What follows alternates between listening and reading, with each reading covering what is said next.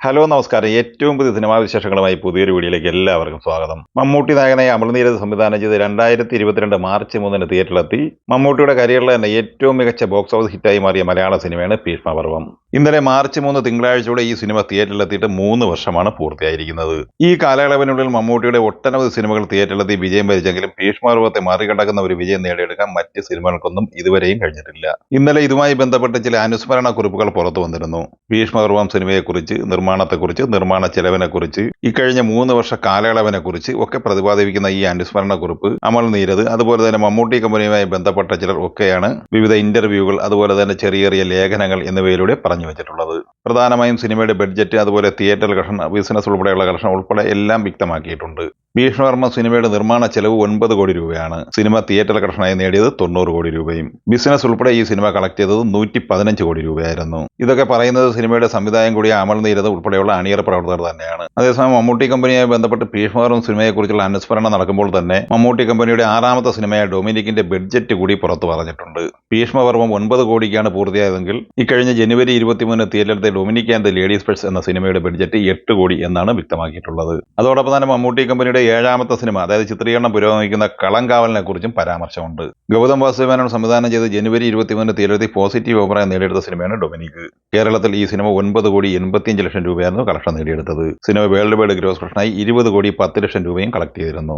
സിനിമയുടെ പ്രാരംഭഘട്ടത്തിൽ, അതായത് റിലീസ് ചെയ്ത ഘട്ടങ്ങളിലൊക്കെ സിനിമയുടെ ബഡ്ജറ്റ് 8 കോടി എന്ന് തന്നെയാണ് പറഞ്ഞു കേട്ടിരുന്നത്. പിന്നീട് നിർമ്മാതാക്കളുടെ സംഘടനാ നേതാവ് സുരേഷ് കുമാർ സിനിമയുടെ ബഡ്ജറ്റ് സംബന്ധമായി, അതായത് 19 കോടിക്ക് മുകളിലാണ് ബഡ്ജറ്റ് എന്ന് പ്രഖ്യാപിച്ചതോടെ വിവാദം വീണ്ടും മുറുകി. എന്നാൽ ഇന്നലെ ഭീഷ്മപർവത്തിന്റെ 3ാം വാർഷികവുമായി ബന്ധപ്പെട്ട് സംവിധായകൻ അമൽനീരദ് ഉൾപ്പെടെയുള്ള ചർച്ചകൾക്കിടയിലാണ് ഭീഷ്മപർവത്തിന്റെ ബഡ്ജറ്റ് 9 കോടിയാണെന്നും അതിന് താഴെയാണ് ഡൊമിനിക്കിന്റെ ബഡ്ജറ്റ് എന്നും വ്യക്തമായത്. ഇതിനോടൊപ്പം തന്നെ മമ്മൂട്ടി കമ്പനിയുടെ ഏറ്റവും പുതിയ സിനിമ, അതായത് 7ാമത്തെ സിനിമ കളങ്കാവലിന്റെ ബഡ്ജറ്റിനെ കുറിച്ചും വ്യക്തമാക്കിയിട്ടുണ്ട്.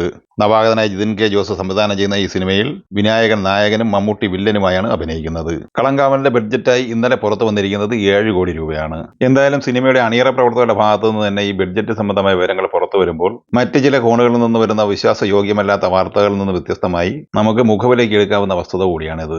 ഇനി വിവിധ സിനിമകളുടെ ബോക്സ് ഓഫീസ് ഘടനയിലേക്ക് വന്നാൽ ഷാഹി കബീറിന്റെ തിരക്കഥയിൽ ജിത്തു അഷറഫ് സംവിധാനം ചെയ്ത് കുഞ്ചാക്ക ബോബൻ, പ്രിയാമണി, ജഗദീഷ്, വിശാഖ് നായർ എന്നിവർ പ്രധാന വേഷത്തിലെത്തി ഫെബ്രുവരി 20 വ്യാഴാഴ്ച തിയേറ്ററിലെത്തി നിലവിൽ ബ്ലോക്ക് ബസ്റ്റർ വിജയം നേടിയെടുത്തിരിക്കുന്ന മലയാള സിനിമയാണ് ഓഫീസർ ഓൺ ഡ്യൂട്ടി.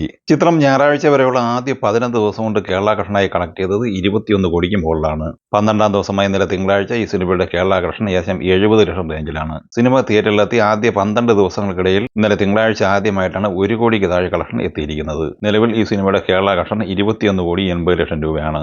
സിനിമ ആദ്യ 11 ദിവസം കൊണ്ട് വേൾഡ് വൈഡ് ബോക്സ് ഓഫീസിനായി കളക്ട് ചെയ്തത് 41 കോടിക്ക് മുകളിലായിരുന്നു. 12ാം ദിവസമായി ഇന്നലെ തിങ്കളാഴ്ചയും 1.5 കോടിക്ക് മുകളിൽ വേൾഡ് വൈഡ് ബോക്സ് ഓഫീസ് പ്രതീക്ഷിക്കുന്ന ഈ സിനിമയുടെ 12 ദിവസത്തെ വേൾഡ് വൈഡ് ബോക്സ് ഓഫീസ് 42 കോടി 50 ലക്ഷം റേഞ്ചിലാണ് പ്രതീക്ഷിക്കുന്നത്.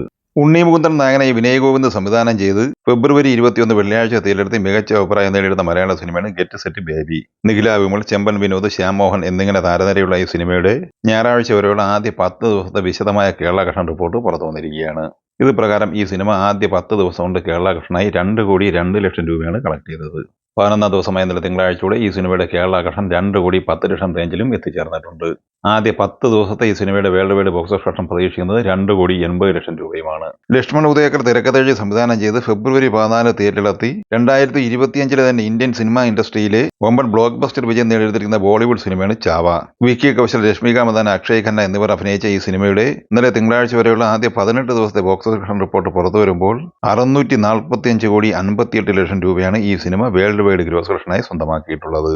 ഇക്കഴിഞ്ഞ ഫെബ്രുവരിയിൽ ഇന്ത്യൻ സിനിമാ ഇൻഡസ്ട്രിയിൽ മറ്റൊരു വമ്പൻ വിജയം നേടിയെടുത്ത് മുന്നേറുന്നത് തമിഴ് സിനിമയായ ഡ്രാഗനാണ്. അശ്വത് മാരിമുത്ത് തിരക്കഥെഴുതി സംവിധാനം ചെയ്ത് ഫെബ്രുവരി 21 തിയേറ്ററിലെത്തിയ ഈ സിനിമയിൽ പ്രദീപ് രംഗനാഥൻ, അനുപമ പരമേശ്വരൻ, കയാദ് ലോഹർ, KS രവികുമാർ, ഗൗതം വാസുദേവ് മേനോൻ എന്നിങ്ങനെയാണ് താരങ്ങൾ. 37 കോടി ബഡ്ജറ്റുള്ള ഈ സിനിമ തമിഴ്നാട് കളക്ഷനായി മാത്രം 58 കോടി രൂപയാണ് നിലവിൽ കളക്ട് ചെയ്തിട്ടുള്ളത്. സിനിമ വേൾഡ് വൈഡ് ബോക്സ് ഓഫീസ് കളക്ഷനായി കളക്ട് ചെയ്തിട്ടുള്ളത് 113 കോടി രൂപയുമാണ്. അതേസമയം ഈ സിനിമയുടെ 10 ദിവസത്തെ കേരള ബോക്സ് ഓഫീസ് കളക്ഷനിലേക്ക് വന്നാൽ 2 കോടി 10 ലക്ഷം രൂപ ഇവിടെ നിന്നും കളക്ട് ചെയ്തിട്ടുണ്ട്. 2025 തിയേറ്ററിലെത്തിയ തമിഴ് സിനിമകളിൽ തമിഴ്നാട് ഇൻഡസ്ട്രിയിൽ മികച്ച വിജയം നേടിയെടുക്കുന്ന സിനിമയാണ് ഡ്രാഗൻ. അപ്പോൾ ഈ സിനിമകളെക്കുറിച്ചും വീഡിയോ സംബന്ധമായി നിങ്ങളുടെ അഭിപ്രായങ്ങൾ കമന്റായി പറയുക. വീഡിയോ ഇഷ്ടമായി ലൈക്ക് ചെയ്യുക. നമ്മുടെ ചാനൽ സബ്സ്ക്രൈബ് ചെയ്യുന്ന കാര്യം കൂടി പരിഗണിക്കുക. വീഡിയോയുടെ നോട്ടിഫിക്കേഷൻ ലഭിക്കാൻ ബെല്ലൈക്കൺ കൂടി എനേബിൾ ചെയ്യുക. പുതിയ മറ്റൊരു വീഡിയോയുമായി വീണ്ടും കാണാം. എല്ലാവർക്കും ഒരിക്കൽ കൂടി നന്ദി, നമസ്കാരം.